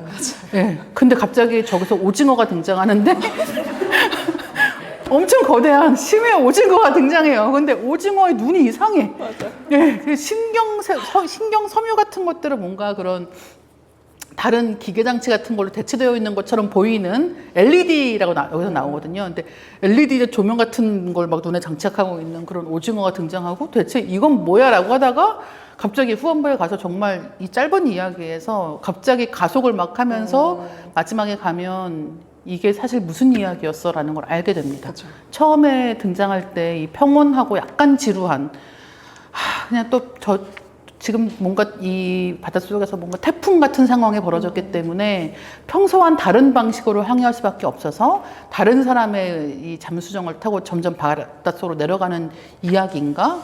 그 상황에서 뭘 보는 거지? 뭘 모험하는 거지? 라고 생각했다가 예, 그런 게 아닌 작품이다라는 걸 알 수가 있고 읽다 보면은 약간 이 아까 말씀드린 내 마지막 기억사마랑 약간 비슷하게 흘러가는 부분도 끝에 맞아. 가면 등장을 해요. 맞아요. 그래서 이 작품 같은 경우는 아까 말씀드린 것처럼 여러 장르가 같이 혼종되어 있다. SF이기도 하면서 하드보일드에 등장하는 것 같은 느낌의 인물이 나오기도 하는데 그 사람이 그렇다고 해서 어떤 영웅적인 캐릭터라기보다는 오히려 반영웅적인 캐릭터에 가깝다. 그리고 그 사람이 어떤 목적을 가지고 있는지에 대해서 막 시작되는 이야기의 첫 대목을 본 것 같은 느낌이어서 저는 굉장히 재미있게 보기도 했고 아, 또 이런 맛이지. 그쵸, 그쵸. 예, 아, 이런 이런 맛에 맛이지. 봤지라는 생각을 진짜 많이 하는 작품이에요. 예. 맞아요. 소설은 끝까지 읽어야 된다. 진짜 끝까지 읽어야 된다. 그리고 정말 단편일수록 더 꼼꼼하게 봐야 된다는 걸 알 수 있는 게 이 작품이기도 해요. 그래서 저는 끝까지 다 본 다음에 처음으로 다시 가는 거죠. 뭐야 이런 이러면서 다시 거였어 이렇게. 하면서 다시 앞으로 가서 다시 한번 읽었던 기억이 있습니다. 네, 저도 굉장히 재미있게 읽은 소설이어서 저의 주황색 스티커도 함께 붙어 있는 그런 소설인데 정말 말씀하신 것처럼 재미있는 이야기여서 추천해 드릴 만한 작품이고 제가 약간 매칭 해석으로는 하드 SF는 그렉 이건의 고향으로 돌아가는 길이라는 소설입니다. 이건 1권에 수록되어 있는데요. 이 고향으로 돌아가는 길은 말 그대로 정말 고향으로 돌아가는 길에 대한 진짜. 소설인데 이 어디서 고향으로 돌아가냐, 어떻게 고향으로 돌아가냐, 누구와 고향으로 돌아가냐 맞아. 이제 문제겠죠. 이 고향으로 돌아가는 길은 어떻게 보면 이런 이제 집으로 돌아가는 서사는 SF에 어떻게 보면 좀 흔한 우리가 잘 알고 있는 뭐 마션을 비롯해서 감자 길러 먹고 뭐 어떻게 저렇게 해가지고 그 영화 중에 뭐 더문 같은 것도 그렇고 어떻게든 이제 이 집으로 돌아가려고 하는 그런 되게 어떻게 보면 전형적인 서사인데 그 과정에서 어떤 일이 벌어지느냐를 보는 재미잖아요. 이 고향으로 돌아가는 길의 경우에는 허니문을 신혼여행을 우주로 가게 됩니다. 근데 이제 가가지고 그 다른 우주 대원들하고 이제 잘 지내다가 어느 날 교신이 끊어져요. 교신이 뭐 금방 복구되겠지 했는데 복구가 안 됩니다. 왜 복구가 안 되지? 왜 날짜는 하루하루 지나고 있고 돌아갈 날이 다가오고 있는데 약간 왜 낌새가 이상한 거죠? 그래서 이상하다. 교신이 안 되는 게 좀 불안하던 와중에 그렇게 며칠이 흘렀는데 갑자기 거기 있던 그 우주선에 있던 우주 대원들이 본인들만 집으로 돌아가는 계획을 세웁니다. 그래서 본인들만 그 행성을 떠나게 돼요. 왜냐하면 그 돌아가는 그 일종의 이제 연구원들을 위한 비상 우주선에는 자리가 이제 정해져 있기 때문이죠. 이 허니문 부부를 위한 자리가 없는 거예요. 그래서 본인들끼리만 가요. 그래서 근데 그러면 이 기지에 누가 남아 있느냐? 기지에는 이제 이 원래 망연자실한 이 부부와 그 연구원 중에 한 명이 안 가고 남아 있습니다. 근데 이 다른 이 우주 대원들이 떠나려고 할 때 이 허니문 부부 중에 남편이 설마 그럴 리가 없다. 그럴 리가 없다라고 하면서 막 쫓아가요. 그래가지고 그 우주선을 멈추려고 가는데 안 멈춰요. 그래서 우주선 떠나고 우주선이 떠날 때는 굉장한 이제 고열과 에너지가 발생을 하겠죠. 그래서 남편은 숨을 거둡니다. 거기서 둘이 남은 거예요. 이 부인이랑 연구원 하면 둘 다 여자고요. 이제 둘이서 교신은 안 되고 어떻게 돌아갈 것인가. 그래서 어떻게 돌아가느냐는 직접 읽어보시면 좋겠고 네, 그런 이제 이야기로 되어 있는 그렉 이건의 소설입니다. 어떻게 보면 좀 전형적인 서사긴 하지만 그 과정이 굉장히 흥미로워서 저는 되게 재미있게 읽었어요. 네. 이거 되게 재미있는 포인트가 몇 개가 있는데 그 중에 한 가지는 그 달에서 거기 직원들이 먼저 도망갔잖아요. 근데 그 도망갈 때 뭐라고 하냐면 우리는 어떻게 하라고 당신들만 가느냐라고 얘기를 하니까 맞아. 그 직원들이 당신들은 지금 이벤트 차 여기 와 있는 사람들이기 때문에 분명히 회사에서 회사 이미지를 위해서 당신들은 구하러 올 것이다. 하지만 우리는 구하러 오지 직원이어서. 않는다. 직원이기 때문에 구하러 오지 않을 것이기 때문에 우리가 먼저 가는 게 맞다라고 얘기를 합니다. 그러니까 또 그 말 들으니까 혹하잖아요. 그렇죠. 설마 우리가 이렇게 와 있는데 지금 이렇게 고객이 와 있는 상황에서 그렇죠. 이걸 버린다고 이건 있을 수 없다고 생각하죠. 또 한 가지는 그 남편이 그 떠나려는 우주선에 가서 결국은 죽음을 맞이한다고 이제 설명해 주셨는데 그 남편은 그럼 왜 그렇게 굳이 위험을 무릅쓰느냐 그 이유도 또 재밌어요. 이 남편을 말려요. 이 주인공이 가지 말라고 얘기를 합니다. 근데 말리는데도 불구하고 가는데 뭐라고 하냐면 내가 그 앞을 막아서면 그러니까 왜 영화에서 자동차 같은 거 왜 뭐 가지마 이렇게 했는데 그래서 거기서 막 이렇게 이걸 설마 내가 여기 앞에 서 있는데 악셀을 밟을겠어? 라고 생각하는 거예요. 이제 그런 식의 얘기를 하는 거죠. 근데 그렇게 해요. 네. 악셀을 밟아요. 밟아요. 네. 네.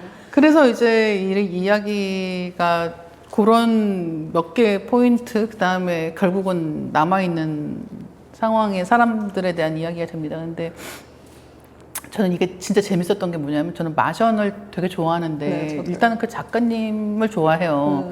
원작을 쓴 작가님이 쓴 작품들 다 너무 재미있고 유쾌하고 또 이렇게 SF라고 하면 너무 어둡고 무거운 이야기 같은 느낌인데 그런 걸 완전히 반대로 아, 이렇게 유쾌하고 낙관적인 이야기의 무대로도 만들 수 있구나라는 걸 보여주셨기 때문에 굉장히 좋아하지만 저는 항상 갖고 있는 궁금증 중에 하나가 이 우주 조난자들은 살고 싶어 할까? 라는 게 저는 항상 되게 큰 의문이에요. 그러니까, 예. 그러니까 내가 지금 달에 있는데 생존자 중에 하나, 뭐 1명, 2명, 3명, 그러니까 이를테면 뭐 이게 100명쯤 되면 또 그것도 다르겠지만 이제 1명, 2명, 3명 이런 극소수의 생존자 중에 하나이고 지금 모든 걸 아끼고 그냥 어쩔 수 없다고 포기를 하면 당분간은 살아있을 수 있다 하더라도 살아있고 싶을까? 라고 하는 게 저는 항상 굉장히 큰 의문이었거든요. 그리고 여기에서 탈출하는 시도가 자살 시도와 무엇이 다른가? 라는 것. 왜냐하면 우리가 어딜 갈 때 예를 들면 망망대해에 조각배를 띄우는 것과 그쵸. 지하철을 타고 을지로 섬까지 가는 건 완전 다른 일이라는 거예요. 심지어 달에서 지구를 가는 일은 네. 화성에서 지구를 가는 일은 좀 너무 정말 너무잖아요. 그래서 이건 자살 시도랑 똑같은 것이지 내가 살고자 하는 시도라고 볼 수 있는가라고 생각이 들 정도로 너무 리스크가 큰. 맞아요. 그러니까 그 두 가지가 너무 딱 붙어 있는 거예요. 살려고 하는 거야와 죽으려고 하는 거야가 딱 붙어 있는 그런 시도로 특히나 이제 맨 마지막 장면은 그렇게 볼 수밖에 없는 어떤 절박함이 있는데 그런 복합적인 요소를 보여주고 있는 이야기라는 점에서 읽은 다음에 오랫동안 기억에 남을 것 같다는 생각을 했습니다. 내가 마크 와튼이면 감자를 기를까라는 생각을 하게 되죠. 세상에 소설이 무슨 아무래도 좆됐다로 시작하면서 그렇게 긍정적인 소설일 수가 있나 뭐 이런 생각을 마션을 읽으면서 하게 되는데 어쨌든 약간 그런 이제 말씀해주신 측면을 다루는 그런 소설입니다. 고향으로 돌아가는 길. 자, 다음 작품을 좀 얘기를 해볼 텐데요. 다음 작품은 소설을 골라주신 게 아니라 이 SF너의 아주 중요한 편집자의 말을 고르셨어요. 새로운 출발점에 서서라고 하는 제목의 글이고요. 이 책을 엮은 사람이 이 책을 엮으면서 이제 자기의 소회를 담은 그런 글입니다. 저 이 글을 좀 재밌게 본 편이어서 사실 소설들도 굉장히 좋은 작품들이 많아서 소설을 더 얘기를 할까라고 생각을 하였으나 이 작품을 꼽은 이유는 뭐냐면 이 책 시작 도입부를 잠깐 읽어드릴게요. 달력 원리주의자들은 10년이나 100년 또는 1000년이 정확히 언제 시작하는지를 놓고 논쟁을 벌일지도 모르지만 일단 숫자가 바뀌면 새로운 시작점이자 새로운 출발점이라는 또 이제껏 지나온 길을 되돌아볼 시간이 왔다는 느낌이 든다 라고 이 글을 시작을 하는데 이제 2020년 돼서 돌아보면서 이제 시작을 하는 글인 거예요. 그리고 이 글이 뭐 이렇게 엄청나게 뭐 술술 읽히는 SF에 대한 에세이 이런 게 아니라 정말 지금 SF 어떻게 되어가고 있나라는 걸 SF 현황 보고, 정말 현황 상태 보고. 진단, 현황 보고. 그래서 정말 빽빽하게 책 제목하고 작가 이름들이 계속 등장하고 그 중에 모르는 작품이 태반입니다. 너무 많아. 너무 많아. 그리고 심지어는 뭐 유명한 작품들을 그러니까 과거에 유명한 작품들을 꼽는 건 최소한 제목은 알잖아요. 근데 이거는 지금 막 발표되는 작품들에 대한 이야기이기 때문에 낯선 작품들이 굉장히 많습니다. 근데 제가 이 글을 꼽은 이유는 뭐냐면 이걸 다 읽잖아요. 이 작품은 뭐야? 이건 뭐야? 이렇게 하면서 이 글을 다 읽고 나면 SF를 지금부터라도 열심히 읽어야겠다. 맞아요. 물론 지금 약간 늦게 시작하는 거라고 해도 지금부터라도 열심히 읽어야겠다는 생각이 드는 글이에요. 왜냐하면 얼마나 많은 재능들이 지금 SF에 몰려들고 있는지라고 하는 것, 그 다음에 계속해서 창작하고 있는 작품들의 풀이 다양해지고 있다는 게 되게 중요하거든요. 그러니까 이를테면 예전에 이제 SF라고 하면 이게 영미권 국가들이 완전히 헤게모니를 쥐고 있는 것처럼 이야기를 했지만 지금 저희가 이야기한 뭐 캐니오 같은 작가가 대표적이겠습니다만 지금은 비단 그런 영미권의 백인 작가들 을 중심으로 이 판이 돌아가는 게 아니기 때문에 정말 뭐 인도 작가라든가 다양한 한국 작가들 뭐 말할 것도 없죠. 맞아요. 정말 많은 국가들에서 자기네 문화와 결부되어 있는 그런 SF들을 쓰고 있고 그게 지금 얼마나 중요하게 봐야 하는 작업인가에 대해서 이 사람이 그냥 정말 현황 보고를 하고 있음에도 불구하고 읽고 있으면 그런 여기는 정말 지금 막 개척이 한창인 땅이구나 같은 느낌이 들어요. 네, 뭐 레디메이드 보살이랑 뭐 정소연 작가님 뭐 이런 분들 이름이 이제 언급이 되어 있어서 또 보다가 더 그쵸. 반갑기도 했고요. 네. 재밌어요. 그래서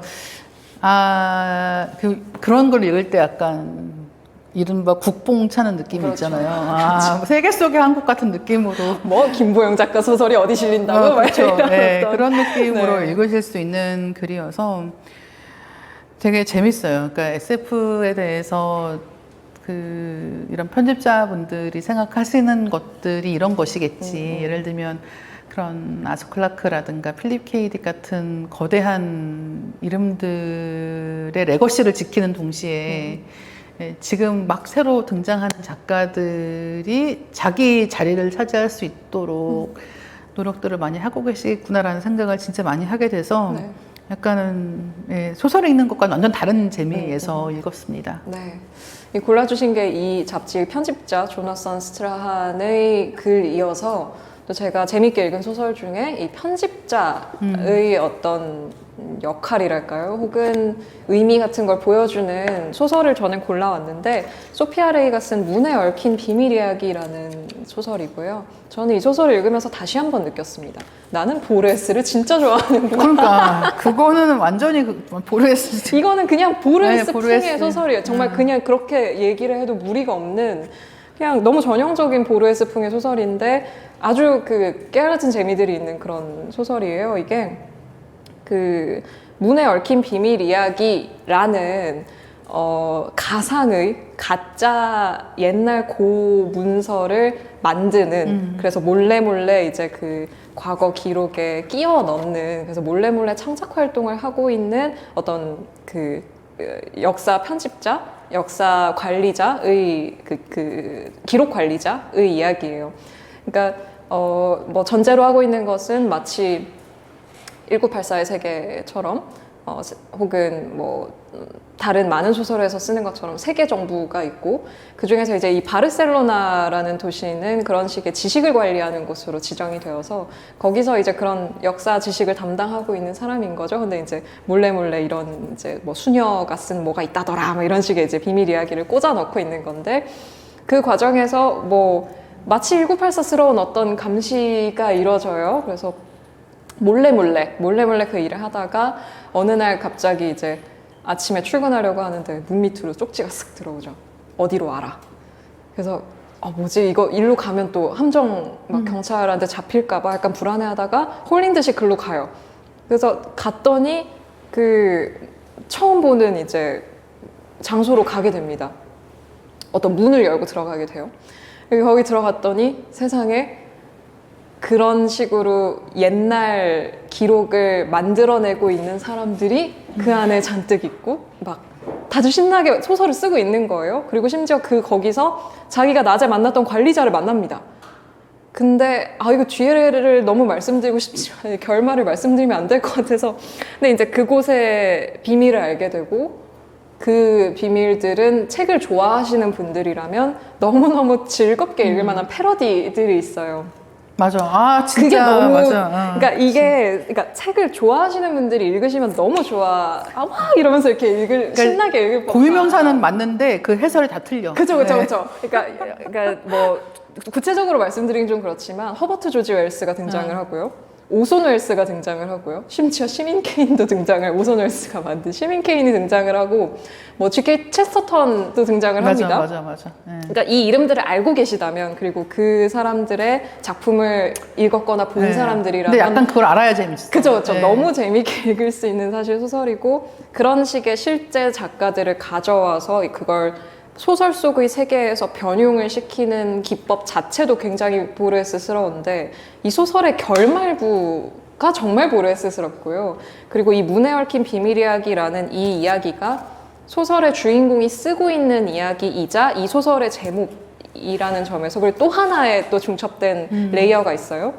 그런 어떤 이 소설 전반적인 그런 구성 같은 것들이 굉장히 보르헤스스러운 측면이 있어서 제가 정말 저 같은 사람이 너무 좋아할 수밖에 없는 그런 소설이었어요. 네. 그러니까 이 문에 얽힌 비밀 이야기에서 정말 재밌는 게 김기월 작가님이 말씀해주신 그런 너무 익숙한 사람들이 등장을 하는데 네.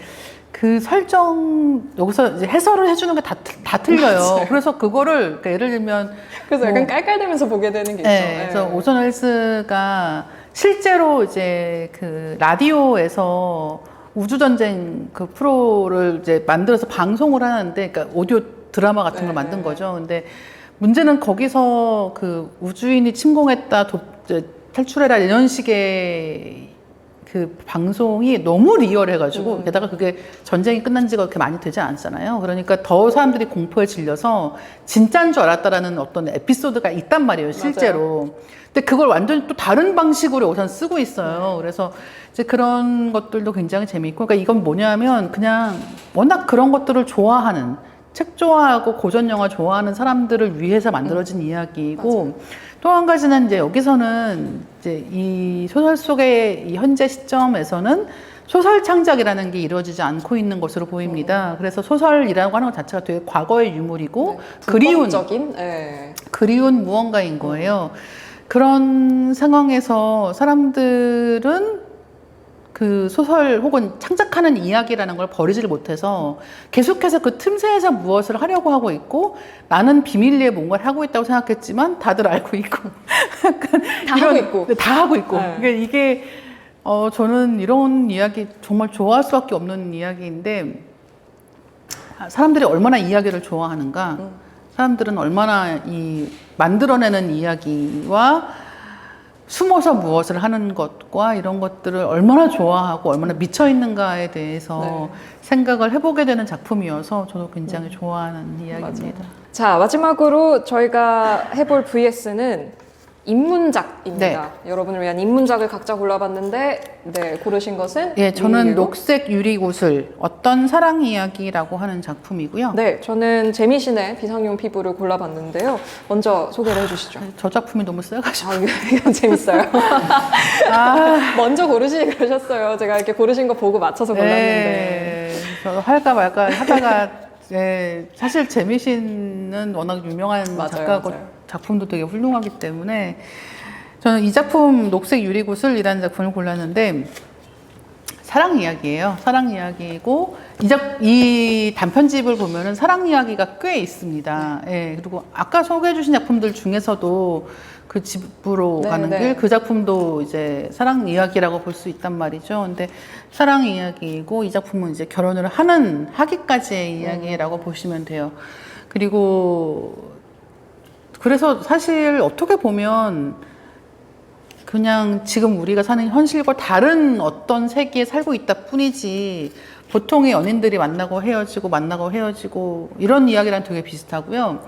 그리고 저는 이야기에서 이제 이 두 주인공, 여자 주인공, 남자 주인공 두 사람이 만나서 결국 결혼까지 가는 과정이 되게 해리가 셀리를 만났을 때 그러니까 처음부터 첫눈에 빠진 사랑이 아니라 몇 번 만났다 헤어졌다 하는 과정에서 각각 성장을 해 나가고, 그러다가 어느 순간 이제 결혼을 하기로 하는데, 그 과정에서 굉장히 중요해지는 거는 당연히 계급적인 어떤 선택들, 그리고 미래에서의 계급이라는 것은 무엇을 상징할 것인가, 거기에서 진짜 비싼 거, 진짜 남의 눈치를 봐가면서라도 하고 싶은 것은 무엇인가, 그런 어떤 진짜의 세계에 대한 이야기. 역시 이게 SF에서 또 자주 나오죠. 예를 들면 고양이 진짜 고양이를 키우는 사람은 엄청난 부자 이런 식으로.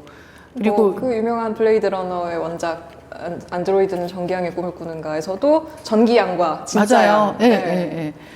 근데 그런 식으로 진짜의 세계라고 하는 게 어떻게 보면 지금 우리에게는 아무것도 아니지만 굉장히 귀해지는 어떤 것들이 존재를 하고, 이제 그런 것 중에 하나는 인간도 약간 퇴화를 해서 진짜 우유만 가지고 뭔가 케이크 같은 걸 만들면 인간의 몸은 더 이상 그거를 제대로 소화하기가 어려워서 또 먹을 수가 없는 상황이 되는 거예요.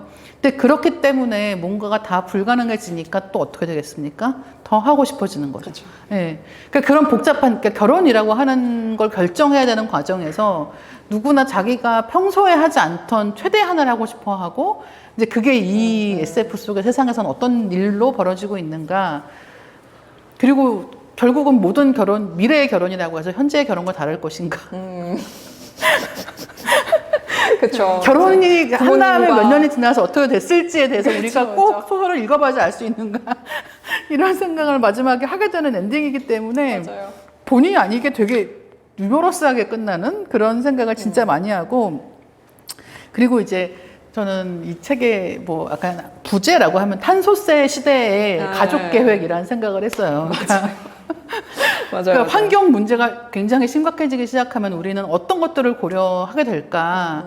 결혼할 때 이를테면 이 케이크를 어떤 재료를 쓸까를 고민하는 게 지금하고는 또 다른 방식의 고려가 되는 것처럼 아이를 낳는 것도 마찬가지인 거예요. 아이를 낳으면 우린 책임을 더 내야 될 것이고, 이런 것들을 어디까지 생각해야 될까? 이런 어떤 결혼이라는 가장 그냥 보통의 인간의 일상적인 이벤트는 아닌데, 그죠? 근데 어쨌든 그런 평범해 보이는 이벤트를 하나 관통하는 그냥 그 과정을 보여주는 것만으로 환경 문제가 굉장히 극단에 치달았을 때 우리는 어떤 세상에서 어떤 결정들을 하게 될까라는 걸 유머러스하게 보여주고, 그렇게 어렵사리 결혼을 해도 결혼한 지 시간이 좀 지나면 어떻게 될까 이런 이야기를 굉장히 유머러스하게. 이게 이렇게 이 소설의 재미 중에 하나가 우리 결혼 과정에서의 이렇게 열심히 준비하는 걸 주로 메인으로 다루는데 살짝 과연 이 남자는 어떻게 변할까요? 맞아.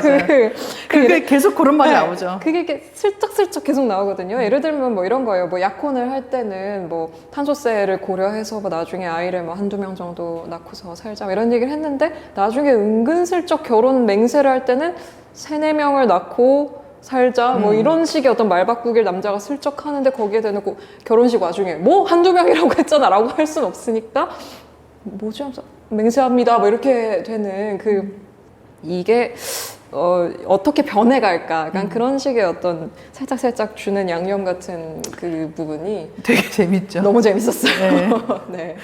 제가 고른 재미씨의 비상용 피부는 뭐 재미씨는 지금 워낙 뭐 유명하고 큰 이름인데, 이 비상용 피부의 경우에는 어떤 한 행성에서 임무를 띈 그 사람을 한 명씩 파견을 보내요. 근데 그 임무가 뭐냐면 이 아주 중요한 약물 같은 걸 구해오는 일이거든요. 그래가지고 이 파견된 인간이 도착을 했는데 알고 보니까 그 파견된 곳이 지구예요. 근데 이 파견된 직원이라고 해야 되나? 파견된 인간이 원래 듣기로는 자기 행성에서 뭐라고 들었냐면, 지구는 구제불능의 상태고 다 망했고 아무런 생명 활동이 없고 그냥 죽어가는 행성이다, 죽은 행성이다 라고 얘기를 하는데, 가까이 다가가서 보는데 사람 되게 많고 되게 뭔가 기술도 발달해 있고 자연도 복구가 되어 있고, 그러니까 예전에 있었던 어떤 거대한 아포칼립스 때문에 죽은 행성이라고 알고 있었는데 알고 보니까 그렇지가 않았던 거죠. 근데 그뿐만이 아니라 이 사람에게 숨기고 있었던 수많은 진실이 그 지구에서 드러나게 되고, 그걸 숨긴 이유는 원래 이 사람이 있던 행성이 지구로부터 어떤 이유로, 모종의 이유로 분리되어 나온 사람들만 살고 있는 곳이어서 이 지구의 진실을 가리려고 하는 거거든요. 그래서 사실은 이 파견된 인간에게 그러니까 한번 쓰고 버리는 용도로 이제 파견을 했다는 걸 알게 되고, 그 뭐 구체적인 얘기는 지금은 하지 않겠습니다만, 이 제목이 비상용 피부인 이유는 어떻게 처음에 얘기를 듣냐면, 이 사람이 파견을 지구를 갈 때 이 피부가 없는 상태인 걸로 보여요. 이 행성에 있는 그 사람들은 아주 극소수의 상류층만 피부를 가지고 있고, 사실상 다른 어떤 마치 노예 상태에 있는 사람들은 피부가 없는 상태로 살아가는 것으로 보이고, 그래서 지구로 갔을 때 그 지구인들이 놀라지 않게 그 사이에 이제 섞일 수 그쵸. 있도록 비상용 피부를 이제 말하자면 준비를 해주는 거죠. 그래서 그런 용도로 비상용 피부를 가지고 있게 되는데, 이 소설의 그 굉장히 서술에 있어서의 재미있는 점 중에 하나는 이 심부름꾼 인간의 머릿속에 계속 이 원래 행성에서의 그 지시를 내린 사람들이 AI 인공지능 같은 걸로 계속 말을 걸어요. 그래서 지구에서 누굴 만나면 그 사람이 뭔가 친절을 베풀어주면 그 머릿속에서 그 행성에 원래 있던 사람들이 그건 다 그 집부렁이다. 믿지 말아라. 너는 뭐 신성한 임무를 띠고 이곳에 왔다. 뭐 해야 될 일을 해라. 계속 머릿속으로 그렇게 말을 거는 거예요. 그래서 이 심부름꾼이 막 그런 얘기를 하면 이 지구인이 듣고 너도 그렇구나 이러면서 지난번에 왔던 걔도 그랬어 이런 식으로 약간 그러면서 이 사람이 당황하는 거죠. 제가 처음이 아닌가요? 그러면서 이제 진실을 알게 되고, 그런 어떤 머릿속의 목소리들이 소설 속에 계속 등장을 하게 되거든요. 이제 그런 어떤 머릿속의 목소리와 지구에 있는 사람들이 어떤 대화를 나누는지를 보는 재미가 있어요. 그래서 그 내용이 어렵지가 않고 되게 뭐라고 해야 될까? 어떤 계급 문제라는 건 우리가 되게 직관적으로 이해될 수 있는 어떤 부분이 있잖아요. 그래서 그런 점에서 되게 어렵지 않으면서도 흥미진진하게 읽을 수 있는, 원래 그 가려진 진실이 드러나는 얘기가 좀 흥미진진하잖아요. 네. 이제 동력이 있으니까. 그래서 그런 의미에서 조금 입문작으로 재미있게 읽으실 수 있지 않을까 싶고, 마찬가지로 2권의 첫 번째 수록작입니다. 첫 번째 수록작. 네, 무난하게 많이들 읽으실 수 있는 그런 소설이어서 골라봤습니다. 자, 마지막으로 저희가 이 자리에 와주신 청중분들께 미리 사전 질문을 좀 받아봤어요. 그래서 SF에 대한 질의응답 시간을 좀 가져보고 마무리를 하도록 하겠습니다. 일단 첫 번째 질문은요. 예전에 SF는 사고 실험적인 장르, 스타워즈처럼 오락적인 장르, 과학적 윤리에 대해 생각해보는 장르, 이 세 가지 종류를 모두 뭉뚱그려서 얘기한다고 들었는데요. 작가님들은 이 세 가지 중에 어떤 SF를 좋아하시는지 궁금합니다. 라고 질문 주셨어요. 그러니까 사고실험, 오락적인 일종의 스페이스 오페라, 그 다음에 과학적 윤리에 대한 장르, 이렇게 세 가지가 있다면. 다 좋아합니다. 그렇죠. 네. 솔직히 솔직히 다 좋아하기 때문에 다 좋아하니까 이 자리에 앉아있다. 네, 다 정말 다 좋아하고요. 네. 근데 이제 저희 이 SF 얘기할 때 항상 이제 논란이 되는 것 중에 하나가 스페이스 오페라가 과연 SF냐라는 아주 결정적이고 중요한, 사실은 일반적으로 SF라는 걸 하나도 안 봤다는 사람들도 스페이스 오페라는 다 알지만, 그렇죠. 그러니까 스타워즈 같은 작품은 알지만 그걸 과연 SF라고 볼 수 있느냐라는 그렇죠. 식의 논쟁은 항상 있어 왔고, 그렇죠. 지금도 이제 어쨌든 해결이 안 된 채로, 그러니까 역시나 이것도 좁혀지지 않는 거죠.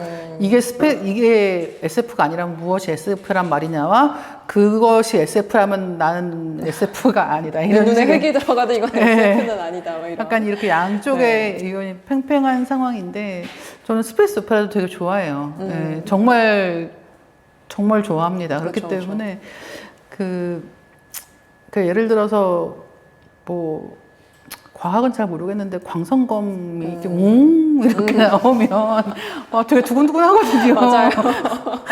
그래서 약간 그런, 이게 우주에 대한 이야기거나 아니면은 지금 현실에 대한, 그러니까 현실을 무대로 하는 그런 정확한 이야기가 아니라고 하더라도 정말 다양한 방식으로 상상력을 발휘하고 있고, 그게 단순히 상상에 그치는 게 아니라 엄연히 또 현실 반영적인 데가 있고, 여러 가지 면에서 지금 말씀해 주신 세 가지가 다 네. 각각의 의미를 좋고, 저는 그 중에서도 예전에는 전쟁모를 진짜 좋아했던 것 같고요. 저는 하이라인을 진짜 좋아했어가지고 하이라인식의 때로는 성장물이다가 때로는 완전히 그런 굉장히 마초적인 전쟁 이야기다가 하는 것들도 굉장히 좋아했었고, 코니윌리스 같은 식의 유머랑 드라마가 있는 작품도 좋아했었기 때문에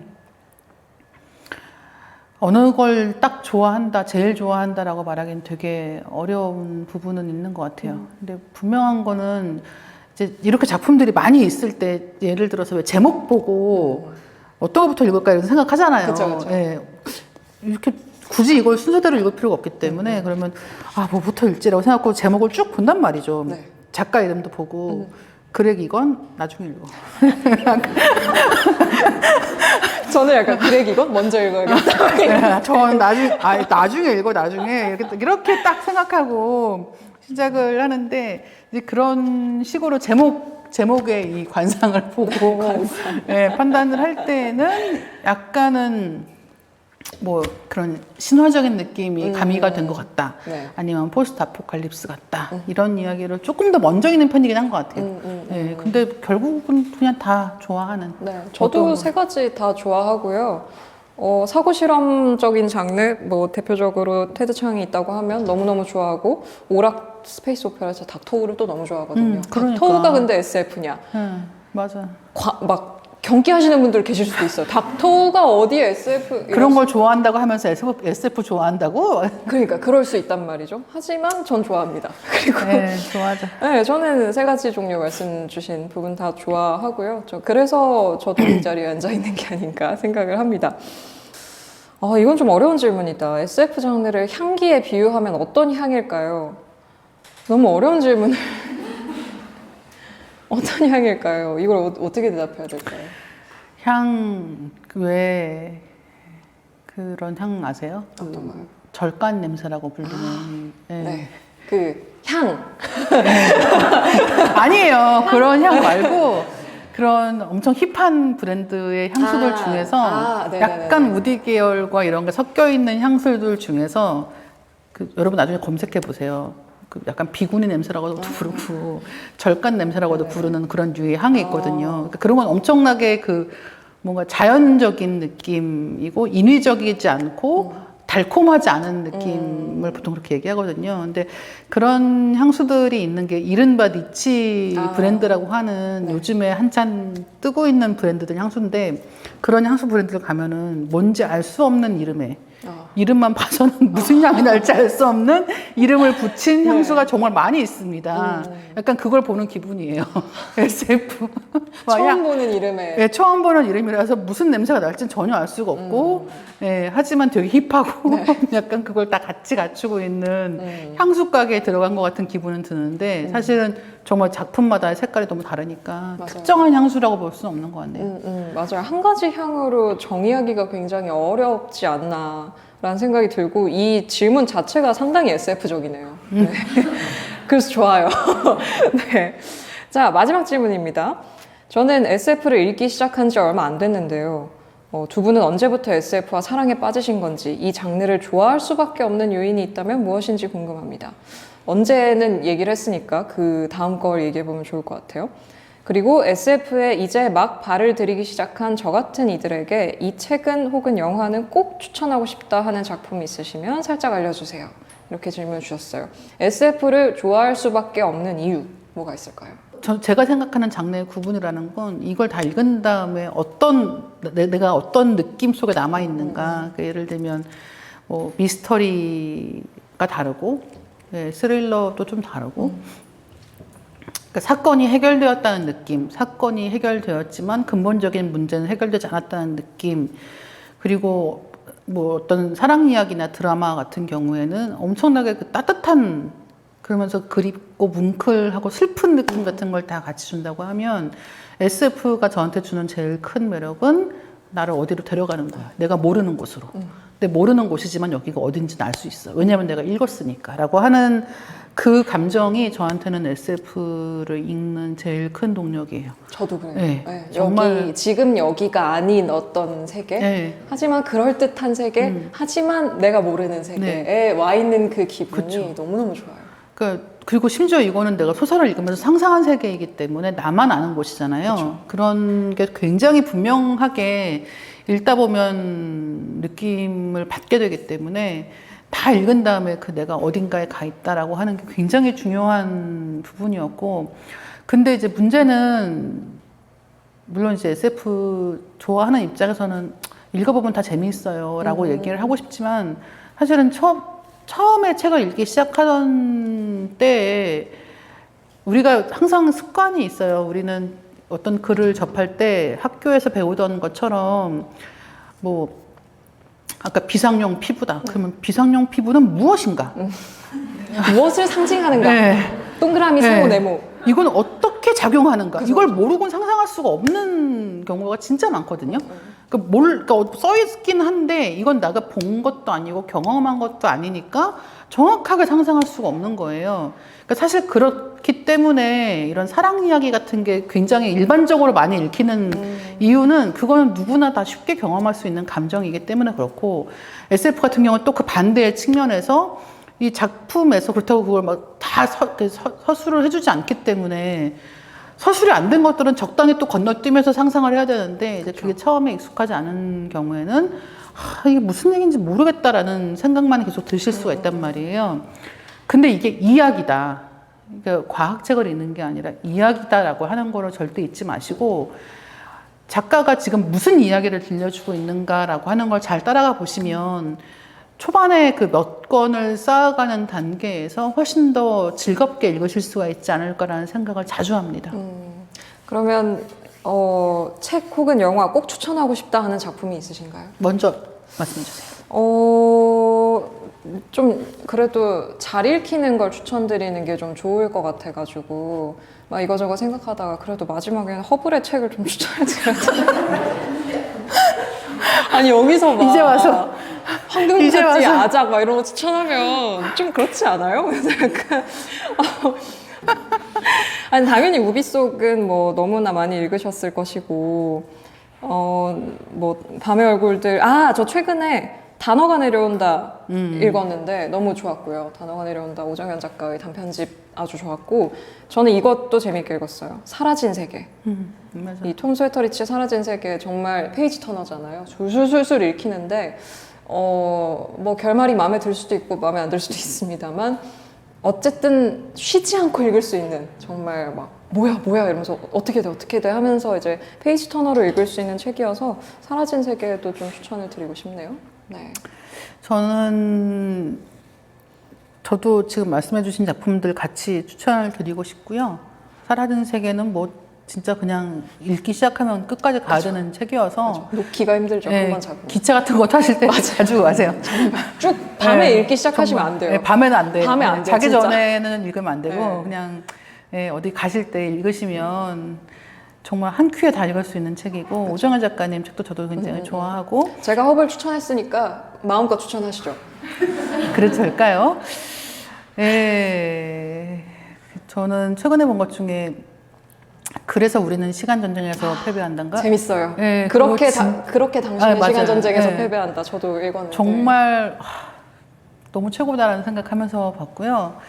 그리고 프로젝트 헤일메리도 굉장히 재미있게 프로젝트 헤일 메리 읽었고, 재밌죠.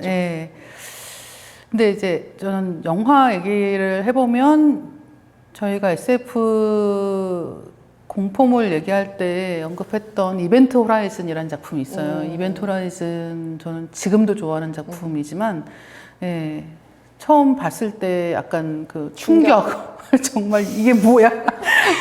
이렇게 되는 이렇게 되는 그런 게 있죠. 야 이게 뭐야? 약간 이런 생각하면서 봤던 기억이 있어요. 공포물이면서 SF이기도 하고 그 SF만이 또 할 수 있는 방식으로 사람들을 또 이상한 데 들어가서 이상한 거 시키거든요.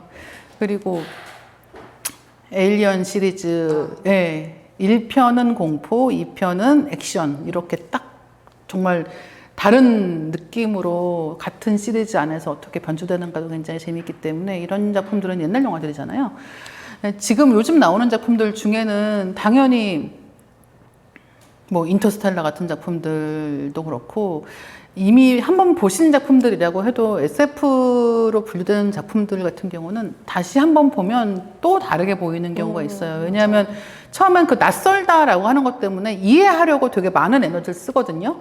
그래서 정작 전체적으로 어떤 이야기가 어떻게 흘러가고 있고 앞에 어떤 것들이 있었는지에 대해서 좀 소홀하게 하게 되고 그냥 줄거리만 파악하게 되는 경향이 있는데 다시 한번 보시면 아는 작품도 다르게 보인다. 그런 것 중에 또 다시 봐서 재미있는 게 마이너리티 리포트. 너무 재밌죠. 네, 너무 재밌고요.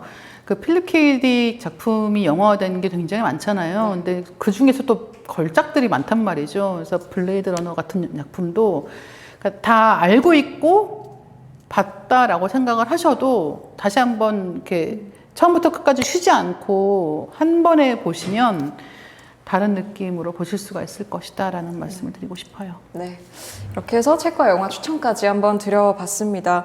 저희가 SF에 대해서 열렬한 어떤 덕심의 마음으로 여러 가지 이야기를 좀 나눠봤는데 다혜 작가님하고 얘기를 나눌 수 있어서 좀 너무 좋았고요. 너무 반가웠고요. 그러니까요. 예. SF 좋아하는 사람이랑 SF 얘기하니까 너무 좋네요. 너무 편합니다. 다혜 작가님이어서 더 좋았고요, 저는. 감사합니다. 네. 오늘 영상은 이렇게 마무리를 하도록 하겠습니다. 여러분도 SF 한번 관심 가져보시고 SF널도 읽어보시면 정말 좋을 것 같습니다. 그러면 다음 영상에서 뵙도록 하겠습니다. 오늘도 와주셔서 감사합니다. 감사합니다. 네, 감사합니다. 정말 저도 좋아합니다.